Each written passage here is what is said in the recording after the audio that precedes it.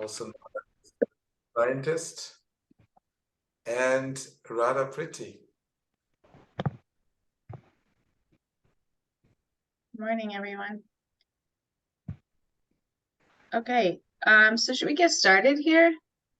We're going to try something a little bit different this morning. I'm going to start off with the share, and then we'll get into the verse.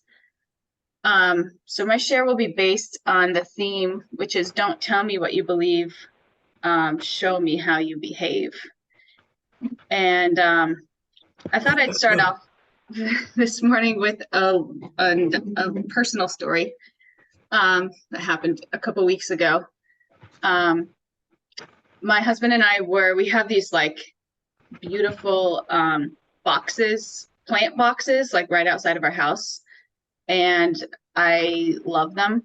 I love putting flowers in them every year, and they just like bring me so much happiness. Well, one of the boxes like kind of broke a little bit, and you can still put plants in it, but it's like hit or miss whether or not the plants will actually stay and grow because it's kind of decrepit. So I asked him this year, I'm like, can you fix that box? So he's like, yeah, I can fix a box. I'm like, okay, great. So we go out to plant and to fix, and he's trying to fix a box, and I'm planting in the other planters. And he's like running. I see him like run away from the box. I'm like, what's going on?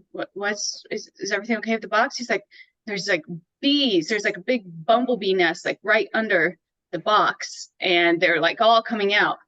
I'm like, being the bulldog that I am, I'm like, just fix it anyway. Just get in there, fix the box. Don't worry about the bees. He's like, I really don't know. So he's working on this for like 20 minutes, running away, running back. I'm like, can we just like do something about the bees? Like, I don't know, like, is there some kind of spray we can get? Or like, I really want this box, and I don't want these bees to inhibit me from being able to plant my plants. And he's like, Rachel, I think we don't want to kill the bees because the bees are so good and this is their home. I'm like, well, can we move their home? Well, this is their home. This is where they want to be. I'm like, goodness gracious, this is going to look ridiculous. I can't put plants in this box because these bees own it. It's like, I think you might just have to let go of this box this year. I'm like, no way am I letting go of this box. So I get all my plants. I run over to the bees. I'm like, you know what, bees, you scoot over. I'm going to put my plants in here anyway. So I plant my plants, and I'm like, I was actually just watering them yesterday, and all the bees came out as I'm watering them, and then I'm doing what my husband's doing. Anyway, moral of the story is like, I was ready to kill the bees, I'll be honest with you, because I wanted this box so well. I felt like I owned this box. This was my box. And my husband reminded me, like, this is their home. This is, we can't just get rid of these bees. This is their home. And you know, my husband's not a devotee, a practicing devotee. He's a devotee at heart, but he practices Catholicism, so he's not on the bhakti path. And I sometimes when devotees ask me like, oh, so you met your husband before you were practicing? I was like, nope, I met my husband when I was a devotee. Because what was important to me at that time was, and still is more than anything, is the essence of these teachings, and not so much, you know, dressing up in the beautiful outfits that we dress up in, or, you know, carrying a japa bag everywhere, or whatever our practices are. It's not so much that. To me, it was like I saw his heart when I met him, and that's what mattered a lot to me. And there's this verse, to me, it's kind of like, it's one of like our golden, what do they call that? The golden rule. I think of it as like kind of the golden rule in bhakti, if it's not Vedaji, Chaitanya Charan Prabhu can correct me later, but it's it reads, one should chant the holy name of the Lord in a humble state of mind, thinking oneself lower than the straw on the street. One should be more tolerant than a tree, devoid of all sense of false prestige, and should be ready to offer all respect to others. In such a state of mind, one can chant the holy name of the Lord constantly. And I remember when I met my husband, I thought, this man imbibes all of those things. And I struggle with them. And I'm meditating a couple hours a day, and he just like naturally imbibes them. So that was my experience with that. Now, I will say, fast forward into marriage a few years, and you notice no one's perfect, and you know, we're not practicing the path of perfection here. We're practicing the path of transformation. So now it's like the best you could do is show up and be honest with yourself about the things that your shortcomings, and be honest with your partner about your shortcomings, and work together to try to grow and transform together, recognizing that, you know, no one's perfect. But just to share a little bit of this theme I really liked, because it's such a high value of mine. And that's my take on the theme.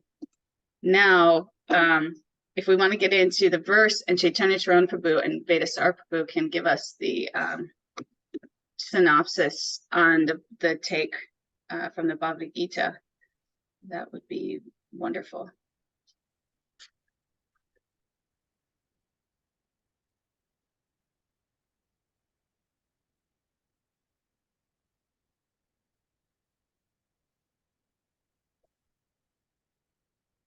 You would like this prayer of invocation? Om Namo Bhagavate Vasudevaya. Om Namo Bhagavate Vasudevaya. Om Namo Bhagavate Vasudevaya.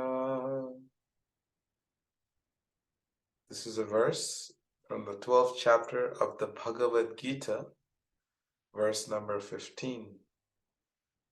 Yasman nodvijate loko, lokan nodvijate chaya, harsha marsha bhayodvegair, muktoya sachame priya. Translation.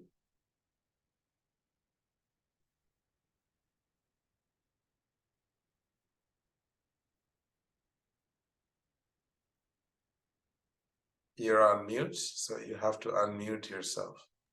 Oh, wow. Thank you, Veda. He by whom no one is put into difficulty, and who is not disturbed by anyone, who is equipoised in happiness and distress, fear and anxiety, is very dear to me. Thank you.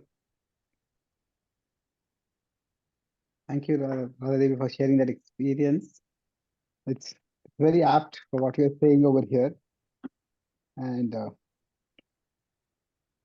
if we talk about this verse, if we consider that there is see, I'm here, somebody else is here. Now, above us, there is the divinity, the all-pervading divinity that is above. So often people think of spirituality as the way they relate with the divine. This is what they think of as spirituality. And it is definitely. So this involves some spiritual practices, like you mentioned. It could be chanting mantra, it could be prayers, it could be certain practices. All those are there. And that is what is primarily considered as spirituality. And that is, but in this particular section, what the Gita is telling us is our spirituality is seen by how we relate with others also. So the test of our spirituality is also seen in our relationship. So in general, the nature of life is that we somehow or the other, sometimes intentionally, many times unintentionally, we disturb others. So we disturb others, and then we are disturbed by others. So the test of our spirituality, one test of our spirituality, our devotion, is that this we can minimize. Now, we cannot avoid disturbances to some extent, because disturbances are just natural to life. So we could say one way is that this life is like ups and downs. They're there. So now those ups and downs, one of the characteristics of a steady person, the Bhagavad Gita says, a spiritual person is that the outer ups and downs, the effect of them internally is much lesser. So there'll be some effect, but much lesser. So now this same principle we can apply to our relationship. That if say somebody else, so this is the other person, now they act in disturbing ways, but so their actions are disturbing actions are there. But even though the disturbing actions are there, we stay calm. So we are not disturbed by those actions. And we're not disturbed because we have inner spiritual strength to tolerate their actions, to moderate our responses. And then conversely, suppose, now we can just change this image slightly. Suppose we are internally disturbed. So this is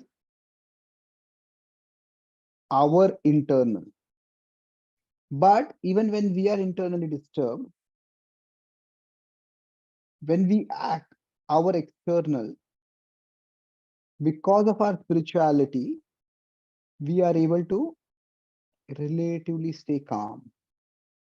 And thus, when our actions reach the other person is not disturbed by our action. So both, we are not disturbed by others, and then we don't disturb others. So this is the overall meaning of this verse in a pictorially depicted way. Any comments?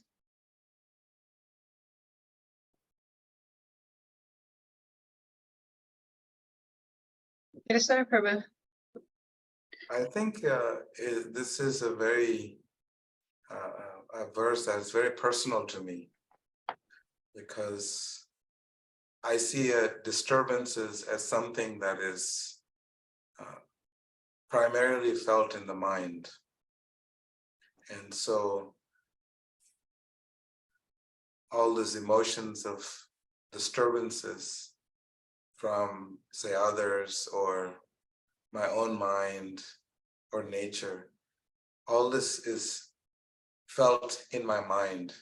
So whenever those disturbances come, I realize I have to distance myself from the mind. When I'm able to distance myself from the mind, then it enables me not to be disturbed by the disturbances that are provided to me by different external forces. So the thing that works for me always is to realize that I'm not the mind whenever there's any disturbances. Where is this sensation being felt in my life? When I'm disturbed, do I feel it in the gut? Do I feel it on my back? Do I feel it on my shoulders? So this disturbances, I'm able to pinpoint it. It's primarily focused on the mind. So I realize that it has its own way of coping and dealing with it, but it has nothing directly to do with me. So I separate myself from the mind. And then I always keep in mind, the more I'm centered in my heart, and which means going deeper into myself, then it's easier for me to not be affected by this. I don't remember where I read this or who I have heard it from, but in the ocean, there's a lot of waves, and these waves are continuous. It's just part of life. Disturbances are just what it is. It's not something that you can just, erase all disturbances in your life. It's just, if we have a material body, if we exist in this world, we are going to be disturbed, just like the waves in the ocean. But then there's these fishes that actually are on the bottom of the ocean, where they're not having to deal with the waves on the top of the ocean. So I look at life as a journey where the more we are able to go deeper into ourselves, then we are not subjected to these major waves that come and try to throw us off. So this is what I was thinking whenever I think of this verse. And that is, of course, being in the heart is realizing that there is that space of divinity that is situated very close to you within the heart. So this is what I find personally, this verse, very applicable to me. I love that you went there, Vedaji Prabhu, about the connection with the separation between the body and the mind. Yesterday, I was talking to a family member who recently was through some health issues and as a result got on a steroid. And I've kind of been talking to her throughout this journey for her. And I talked to her a couple days ago and I could tell she was just very full of anxiety. And I talked to her then yesterday and I said, how are you doing today? And I could tell she felt she was lighter and her voice is better. And she's like, oh, I feel so much better. I talked to my doctor yesterday and my doctor said, I told her that I was having so much anxiety and I'm not used to having so much anxiety. And my doctor said that the steroid was causing me all the anxiety. And it just made me feel so much better.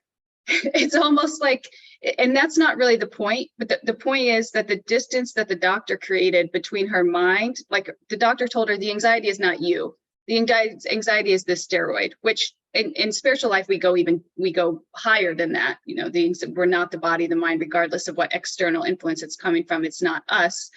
But just the fact that she had been told that it wasn't her relieved her anxiety. And it's almost like we have to have that realization to be able to even deal with it, or we're so like tied to it, like attached to it as ours, and then we're just trying to defend it or say that it's not there, or we're so like caught in our ego that we can't even zoom out enough to get like a bird's eye perspective because we're just too in it.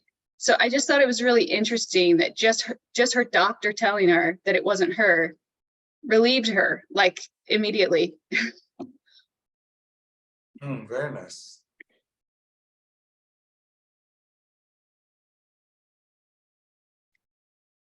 I think Chaitanya Charan. Yeah. So beautiful.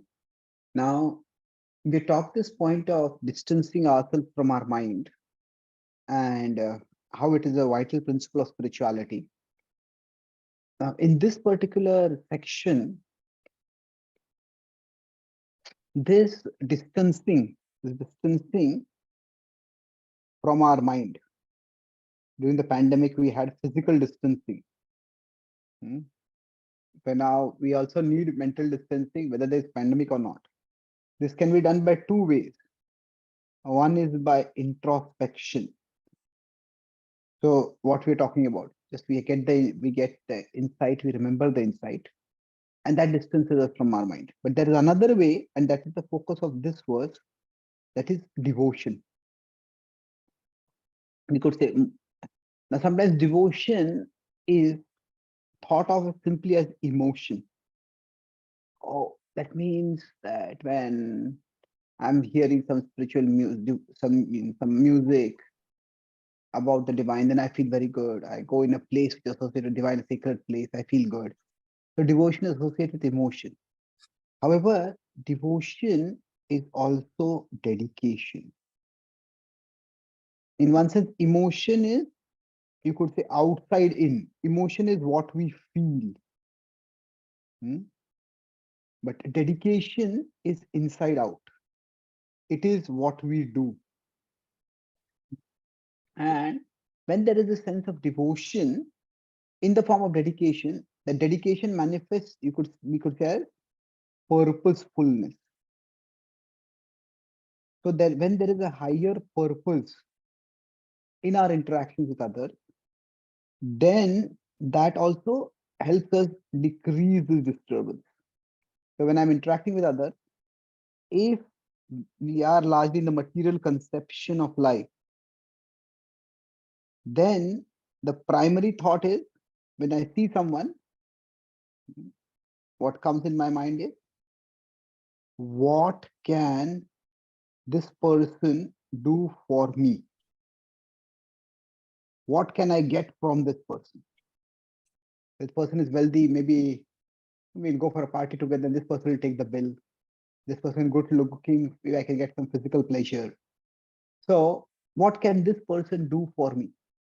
If this person is famous, then I can get a selfie with them, and I can also get some likes on my social media. This is the material conception. And when we have this conception that what can this person do for me? If that person does not do that thing for us, then immediately the idea is that, okay, why should I care for this person? What is the value of being with this person? And then naturally that person does something which is different from our expectation, then we get disturbed. But the spiritual conception is, when we are interacting with others, it's the attitude of service. It is, what can I do for this person? So this person is also a part of the divine. And as an expression of my love for the divine, I want to serve the divine, and I want to serve everyone in relationship with the divine. So when we are looking at the other person, if we are thinking, what can I do for this person? Then if that person is disturbed, I try to calm them down. I may also be disturbed, but as a service, I'll try to restrain my disturbance, and I'll try to help that person decrease the disturbance. So this, the way devotion affects us is not so much, introspection is important, no doubt. But there's another way is through having that devotional purposefulness, a service attitude. So my problems might be there, but I would like to be of help with this person's problems. Like a doctor may have some personal problems in their family, but a doctor is treating a seriously sick patient. Then the doctor's focus is on, okay, how can I treat this person? And their own problems go back into the background. Of course, sometimes the doctors may be disturbed and the doctors may snap at patients. Doctors do, that's a different thing. But if a dedicated doctor is there, then what can I do for this person? So even if I consider this to be my consciousness, and there is this disturbance in my consciousness, but if there is the devotional purposefulness, the service attitude, then what will happen with time is, this is the disturbance that is there as a part of my consciousness. Is the service attitude, the devotional purposefulness that is there. Then over time, if that service attitude is strong, then that service attitude will fill the consciousness. And then the Okay, disturbance will become small. so is what you're saying is what you're saying overall is there's a couple ways to create this space in our mind Yes. from identification with the mind, and one is introspection and the other is devotion. And when Yeah, you're right. talking about devotion, you're talking about changing the dynamics of our relationships. So where we show up in a relationship looking for, how can I be satisfied? What can I get out of this? To what you're suggesting is that we drop that mentality and we show up as, how can I serve this person? Is that what you're saying? Yes, yes, perfect. Okay, now a couple questions I have that come up with that. One is, you can show up for a person, or you can kind of show up in a relationship and say, what can I do for you? But you're still, maybe even in serving them, you're looking for something from it. Like you're looking for them to appreciate you, or to, like, at some point it's going to require introspection so that you can purify your own ego, right? Because Yeah, I'm not saying that we don't have introspection. Of course, introspection is required. All that I was saying is that in this particular verse, that this is described to be a devotional virtue. That indicates that this ability to decrease our being disturbed can come from our service attitude. That's the only point I'm saying. Like suppose there is a mother. The mother is afraid of the dark. Young mother say. And now she has a small child and suddenly the power goes off. The mother will be disturbed because the power has gone off. But she will be, she says, mommy, mommy, I'm scared. And the mother, because of her service attitude, because she wants to care for a child, instead of giving in to her fear and collapsing, she will say that, yeah, yeah, it'll be all right. We'll find the light will come back. The power will come back. She'll calm down. And that is how things will work. So, Right. so even in that case, there's no doubt there has to be a certain level of introspection. But the point is, the focus is not in when the person is on the path of devotion. The focus need not be the introspection. The focus can be the service attitude by which the introspection happens automatically. Interesting. Okay. When I look at this, I look at it a little bit differently. I look at introspection as one of the most powerful stepping stones to leading to devotion, dedication, and of course, connected to purpose, because introspection gives a person the time to reflect, to see all the angles that are possibly impacting this disturbance. Sometimes, for example, a person can come home from work and something happened at work, they come home and something very small could irritate them and cause a tremendous amount of disturbance. And that little something could spark into something bigger. So this disturbances, I feel, is very impactful when in dealing with it, when we are really understanding the situation, the disturbance that is being caused. Where is it coming from? Is it me, or is it the circumstance? Is it the situation? Am I bringing this from somewhere else? So looking at the situation from various different angles gives us the ability to see things in proper perspective. And I think that leads to devotion and then to dedication with purpose. Because we realize that, we don't need to be affected by this little argument that we just had in the kitchen, because we have a higher purpose to live for. So I find that introspection is very, very critical junction in coming to this conclusion, because that is where our intelligence is at play, discovering all possible causes for that disturbance. Because if we don't know the causation, how can we really, really develop that deep devotion? So I don't feel like it's two-pronged approach, rather it's one leading to the other, possibly more introspection leading to devotion than devotion leading to introspection. But I think, of course, there almost seems very interconnected. Your thoughts on that? Yeah. No, I was thinking more from the perspective of that there is the path of jnana and there's the path of bhakti. So generally observing the mind and distancing oneself from the mind, I also find it a very important and empowering exercise, no doubt about it. I'm not devaluing it. The only point I'm making is that in this particular section of the Gita, the significance of it being described as a devotional attribute is that this can be something which enables us to practice our devotion better. And in that sense, we can use introspection to help us practice it better. And at our level, definitely it's good to use introspection. At the same time, there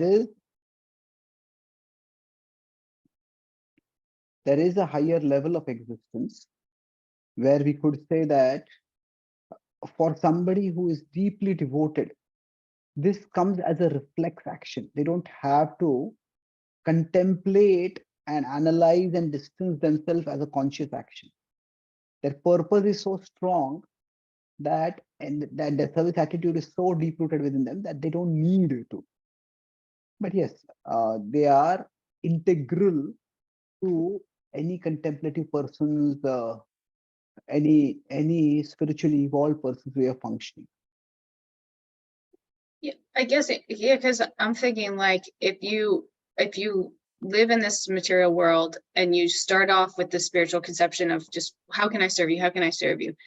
Because of your conditioning, you may not be serving the right people, and it may end up bringing you lower. Like you may be mixing your material conception of life with the spiritual because you're not purified enough.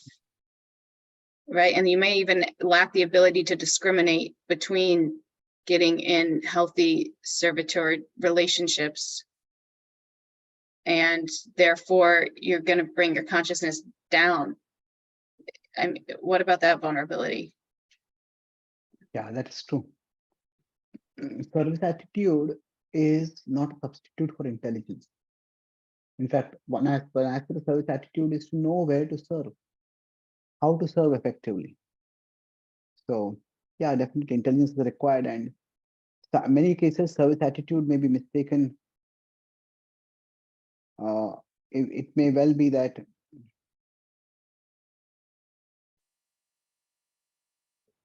when we focus on the practice of using our intelligence, then we know where to serve, how to serve, what to serve. So in devotion, there is definitely there's a mode of service that is important, but then the object of service is also important. If somebody is in an abusive relationship and they keep serving the other person, they might just end up becoming the enablers of the other person. So there is the mode of service in the sense that there's the attitude of service. You can say the attitude of service that is important, but it's also the object of service that is important. And within the object of service, it's important to recognize that while we would like to be of service to everyone,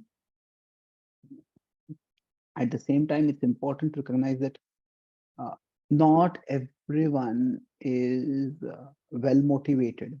So we have to have a hierarchy in the objects of service, a framework, and it is the divine that is our primary object of service. And then in relationship with that, we have other objects of service also. So if a child wants to eat 100 chocolates, and the mother thinks, I want to serve my child, so I'll give the child 100 chocolates. No, that would be a dereliction of duty of the mother.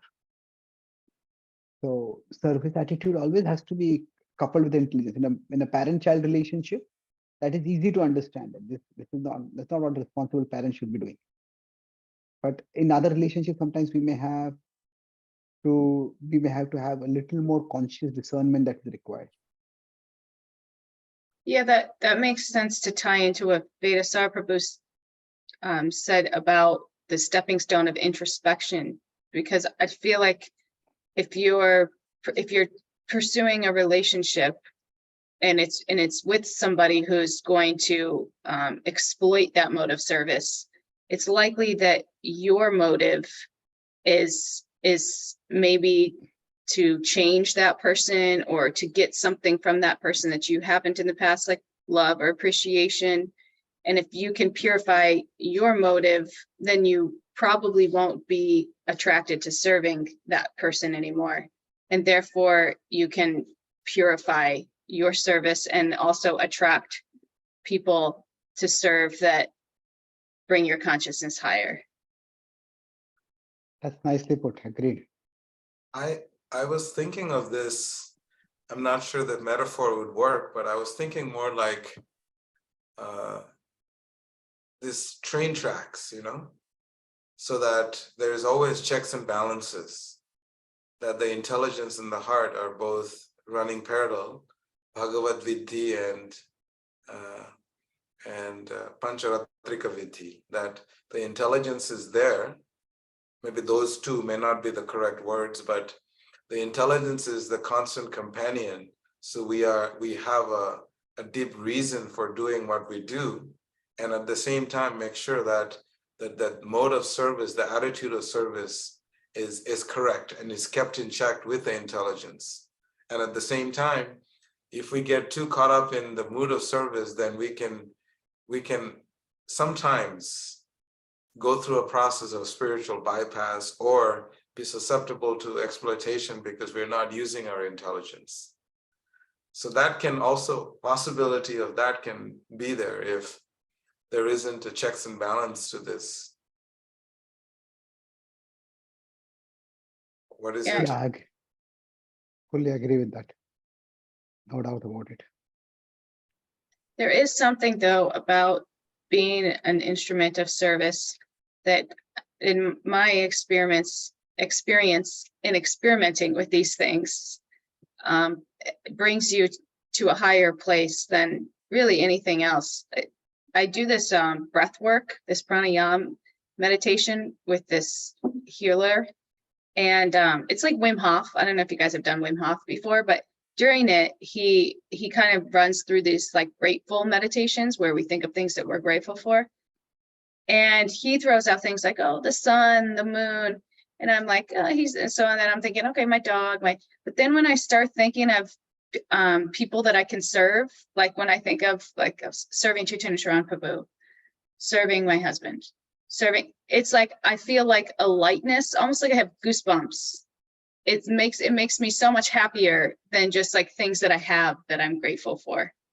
And it was just something I noticed the other day in that breath work that I really connected to, like, wow, those kinds of relationships, if you can find those really healthy relationships and be an instrument of service in them and really try to purify that intention, it really is a framework for like the ultimate happiness.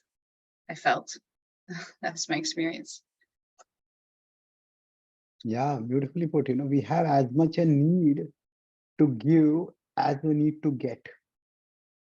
In psychology, there is this concept of the need to be needed. That when our existence matters to someone else, then that gives meaning to our existence. So now service is, of course, in various modes, but the idea that we get that happiness comes only by getting things. No, if there's a relationship only we are giving and not getting, then it can become unsatisfactory or exploitative. But the idea is we also have a need to give. And when we find individuals in our life who we feel connected with, who feel inspired by, then that actually brings out, not only brings out more of the giving spirit, but also makes that giving spirit more beneficial for us as well as for others. Otherwise, as I said, giving spirit can be exploited, but definitely that is also vital human need. It's often neglected otherwise. So where is that space of being equipoised? Because in this Gita, we're seeing that that Krishna is saying that someone who is equipoised is very dear to me. Equipoised in happiness and distress, fear and anxiety. So Yeah, that is definitely there. Now we can say, what is the source of being equipoised? My understanding is that source is internal. That internally that person has spiritual stability. Like if we consider this is the ocean, the world is like an ocean and there are waves in it. Now, if I have a steady anchor to hold on to,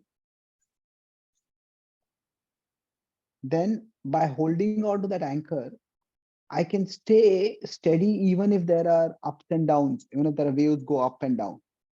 But at the same time, my steadiness, my being equipoised amid the waves does not mean that I should be indifferent towards others who are being tossed by the waves. So being equipoised, it is not being hard-hearted. It is not absence of emo. It is more being clear-headed. Clear-headed means there is a concern for the other person. Oh, this person is in trouble. I want to help that person. If you become hard-hearted, you just don't care for others. And that, so the being equipoised is, okay, I have this shelter and I would like to share that shelter with others. But if in helping others get an anchor, I let go of my own anchor, then I will again be tossed away by the ocean. So that clear-headed, it is that this is the anchor which is helping me, this is the anchor which can help others. So we could say here, hard-hearted is no emotion at all. Whereas clear-headed means no control by emotion. Emotions are not the basis of our decision making. They are one part. If somebody is in trouble, we actually need to feel concerned about them. If we don't feel concerned, then where is our humanity, leave alone our spirituality? But in our concern for them, we cannot become sentimental. Okay, if there is a pandemic and a doctor wants to help a patient, but even helping the patient, the doctor forgets to put on their own mask and the doctor gets infected, then what is the use of helping in that way? That is counterproductive. Am I addressing your point? Yeah, I think we're coming back to the core issue of how to be equipoised. Yes. Is there, Go ahead, Radha. could there be another line in here about ignoring your emotions, or in the name of like, I'm supposed to be tolerant? I feel like that's something that I do sometimes that I'm trying to stop doing, actually. It's like, oh, I'm just supposed to be tolerant. I'm just supposed to, so I don't say anything, or I just ignore. And then it just builds up and is worse almost. So when you're equipoised, I guess it's not just something that you choose that you're going to be, right? It's like a practice. And it's, I guess, learning how to have those emotions and how to express them healthily and deal with them healthily, so that you can get to that point of real clear-headedness and not like feigned or like forced, right? Yeah. In my understanding that ignoring could be one way of dealing with some things, but ignoring cannot be the only way of dealing with something. One of my favorite metaphors rather, for understanding the mind or understanding how to deal with the mind is to consider it like, say, the mind is like a phone screen. Now, on the phone, there might be 50 notifications that have come. Now, some notifications, I just ignore them. And if I ignore them over time, they just go away. But some notifications, they're not meant to be ignored. If my phone is telling me that your battery is about to be discharged, that's not a notification I'm meant to ignore. So ignoring can be for those notifications that are not important, because generally, if something is, we could say, whether it's a thought, an emotion, a craving, whatever it is, if it is casual and circumstantial, only comes in particular circumstances, and it casual means it is not very strong, then ignore, just goes away. But if something is insistent and persistent, it comes very strongly, it comes repeatedly, then definitely it needs to be addressed, it needs to be processed. So, say for example, we say don't be agitated by others, don't agitate others. Now, everybody may have some idiosyncrasies, some behavioral quirks, which may not sit well with us. But if they do it only occasionally, and then it strikes us as strange, it doesn't really worry us too much, then we could ignore it. But if somebody acts in a way that annoys us, irritates us, enrages us, and it's a frequent way, they frequently do something like that, then maybe we have to communicate. We have to do it in a way that does not offend the other person, that does not insult the other person, but still that communication is required so that the underlying issue can be addressed. Otherwise, we will end up not being able to function. So when you say don't, one who is not disturbed by others, how are they not disturbed? That varies from person to person. How do they come to that level of equanimity by which they will not be disturbed? Am I making sense here? Yeah, that helps. So it's kind of like a journey almost of like noticing your triggers, being open to seeing the cause of them, trying on your side to come closer to a place of equipoise, recognizing that you may not be there yet. And if you're in if this involves somebody else that you have a good relationship with, communicating that in a non-violent way so that maybe they can help you. And in that way, trying to make progress together. Or if it's an independent thing, just working on these things so that you can get closer to a state of being equipoised. Another, if you go up on the screen just a little bit, another part that I really, a little higher, yeah, right here. One of the point that I feel that works for me, I'm not sure if it'll work for anyone else, to be equipoised, well, we have, hard-hearted and clear-headed. To be clear-headed, one needs to understand, have a bigger understanding of the universal phenomenon, to understand that there is a universal order that is at play, and there is a universal control. There's a higher intelligence that is at play that is beyond my control, and thereby I accept that there is something more that is affecting the changes around me that I don't have control over. And thereby, I'm able to somewhat accept whatever is happening, let it happen. And there must be some sort of a plan that I'm not familiar with, that I don't understand. And there's got to be some divine intervention that's causing all of this to happen. And so therefore, there is a level of acceptance that causes or enables me to be equipoised.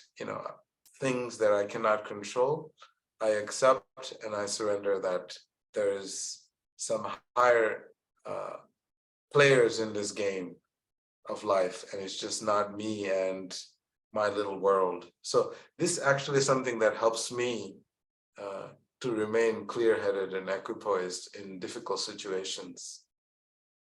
Oh, that's a beautiful point. It's like we don't know best, even though we think we do a lot of times. Oftentimes, there's a bigger plan for us. Yeah. Otherwise, I'm controlled by my emotions. Otherwise, I'm like, it doesn't make sense. Like, what's going on?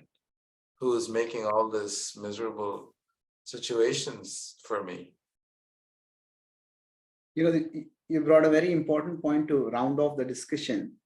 See, when we talk about, say, our own spirituality, how do we stay undisturbed in our relationship with others? One is, say, we could say our own spirituality that brings us a certain level of mindfulness, certain level of mental distance. Then, just because we are anchored, then the second could be that we see that through this person, I am doing service to the divine. So the second could be the service attitude. That I want to be of service, so I won't aggravate the situation. But there's another aspect to it, which is what your focus is saying now, is that actually the divine is acting through this person also. That whatever is happening, there is some higher plan, there is something behind this. So that person may be behaving in an unreasonable way right now, but it is through that person's actions, maybe I'm being I meant to learn something. Maybe this is for my growth. So when we see this vision that this is not just this person's action, yes, it is that person's action, but there is also some bigger plan. So then that also brings a certain level of acceptance when we see the higher plan. So if we see only that this person acting in this way, and then I'm all alone in the big bad world, and this person is a big bad guy, then I have to hit back at that person. But I understand, okay, this person may be behaving in a questionable way right now, but the world is moving purposefully, even through this person's actions. So how can I respond in a way that is conducive for my growth? That can be very helpful. So one way to look at this is that if this is the present and this is the future. So we look at the present and plan the future. This is the human plan. Human vision is the human plan. But quite often, the divine plan works differently. The divine sees the future and plans the present. So maybe right now, this person is just being so mean to me. This person is being so unreasonable, so harsh. I'm miserable right now. Why am I here in this place? But maybe there's a higher plan. By learning to deal with this person, I grow in my maturity. I learn how to deal with difficult people. And maybe in future that will serve me well. When I have to do something responsible, something substantial, which requires dealing with different kinds of people. So this is the divine plan. It looks at the future and plans the present. So that way also we can be helped in minimizing the disturbance that may be caused by others' behavior with us and our reactionary behavior with them. Wow, that's beautiful. Thank you. Happy to your service. Should we try to summarize? Please. Yes. So, okay, so let me go back. In fact, in some ways, this diagram itself was a summary, but we are discussing today about how this principle of don't disturb others, don't be disturbed by others. So the Gita is telling that the first point was because a test of our spirituality. That is not just our direct so-called spiritual practices, but also we could say our interpersonal dealings. That's why the theme was, don't just tell me what you believe, show me how you behave. That is what here is being valued. So while this is important, this is much, much more important. Our spirituality is seen through how we deal with others. And the dealing with others means that we act in a way, let's say if the other person is disturbing, we stay calm. And even if we are disturbed, the way we behave is that the other person doesn't become disturbed by that. So not disturbed and not disturbing. And then we discussed 3 ways to go about doing this. Not disturbed by others, not disturbing to others. So one way was introspection, that I am not my mind. The disturbance is coming in my mind, but I am distant from it. So this is the soul, this is the mind. So this might be, the disturbance might be there here, but this can be steady. So introspection to distance ourselves from the mind was one way. And the second way was, we discussed service attitude, that devotional purposefulness. What can I do for this person that can help us again in staying calm? Because focus is not why is this person not doing this for me, but what can I do for this person? Last part we discussed was through focus on a higher plan, on the divine plan. That, okay, this person is behaving unreasonably, but let me not get overworked by it. Let me accept that there's something higher happening which I don't understand, and let me wait and see how things work out. Okay. Any concluding comments?